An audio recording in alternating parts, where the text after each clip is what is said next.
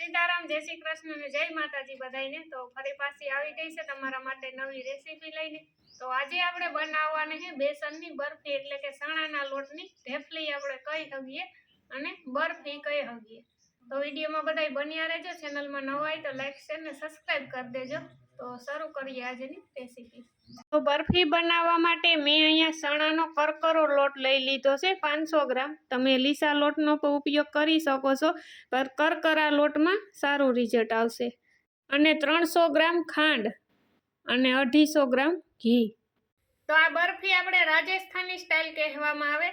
રાજસ્થાનમાં બહુ બનતી હોય આ રીતના બરફી। તો એક લોટને આપણે મોટા વાસણમાં લઈ લઈએ અને પહેલા આપણે ધાબો દેવાનો છે। તો મેં અહીંયા 2 નાની ચમચી જેટલું દૂધ લઈ લીધું છે। તો આપણે દૂધ એડ કરી દઈએ અને જેટલું દૂધ લીધું હતું એ જ પ્રમાણમાં આપણે ઘી લેવાનું છે, એટલે કે 2 નાની ચમચી જેટલું ઘી। તો હવે સારી રીતે આપણે લોટમાં મિક્સ કરી લઈએ। તો ઘી અને દૂધ લોટમાં સારી રીતે મિક્સ થઈ જાય પછી આપણે હાથની મદદથી લોટને છૂટો પાડવાનો છે। તો આ વસ્તુનું ખાસ ધ્યાન રાખવાનું। તો ઘી અને દૂધ લોટમાં સારી રીતે મિક્સ થઈ ગયા છે। હવે હાથેથી આ રીતના વજન દઈ અને 20 મિનિટ સુધી આપણે રેસ્ટ દેવાનો છે।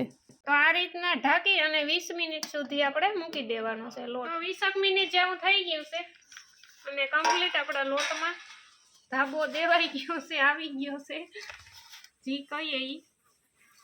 તો હવે આપણે લોટને સાળી લઈએ। તો મેં અહીંયા ચોખા સારવાની સાયણી લઈ લીધી છે મીડિયમ કાણાવાળી।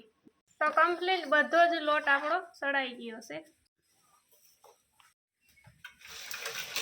તો મેં અહીંયા જાડા તળિયાવાળી એક કઢાઈ લઈ લીધી છે મોટી, અને હવે આપણે જે અહીં 250 ગ્રામ ઘી લઈ લીધું હતું એ આપણે એડ કરી દઈએ।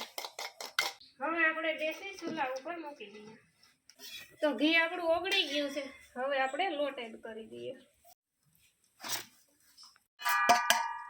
અને સારી રીતે ઘી સાથે લોટને મિક્સ કરી લઈએ। તો ઘી સાથે બધો જ લોટ આપણો મિક્સ થઈ ગયો છે અને અત્યારે તો લોટમાં ઘી આપણું સુહાઈ ગયું છે, પણ જેમ જેમ લોટ શેકાતો જશે એમ ઘી હમણાં છૂટું પડતું જશે।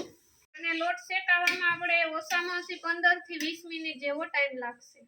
તો 5 મિનિટ જેવું થઈ ગયું છે અને તમે જોઈ શકો છો આપણા લોટમાંથી ઘી છૂટું પડતું જાય છે અને ધીમે ધીમે કલર પણ બદલાતો જાય છે અને લોટ શેકાઈ જશે પછી સુગંધ એટલી આવશે અને કલર પણ લોટનો બદલાઈ જશે।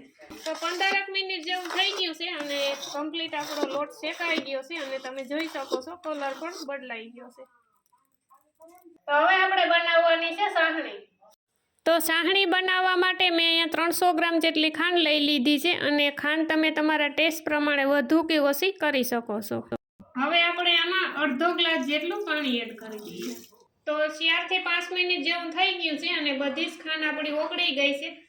તો આપણે એક ઘાટા તારની સાહણી જોવાની છે। તો 7 થી 8 મિનિટ જેવું થઈ ગયું છે અને જોઈએ આપણી સાહણીનો એક તાર આવ્યો છે કે નહીં। તો આ રીતના ચેક કરતું રહેવાનું।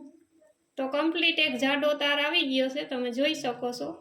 તો હવે ગેસની ફ્લેમ બંધ કરી તો હવે લોટમાં આપણે સાહણી એડ કરી દઈએ। તો સાહણી આપણા લોટમાં એડ કરી દીધી છે, હવે સારી રીતે મિક્સ કરી દઈએ।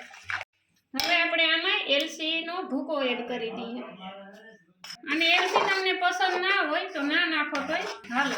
અને સાહણી નાખ્યા પછી આપણે ફરી પાછું ગેસ ઉપર નથી મૂકવાનું, આમથી 4 થી 5 મિનિટ સતત હલાવતું રહેવાનું અને સાહણી લોટ સાથે કમ્પ્લીટ મિક્સ થઈ ગઈ છે।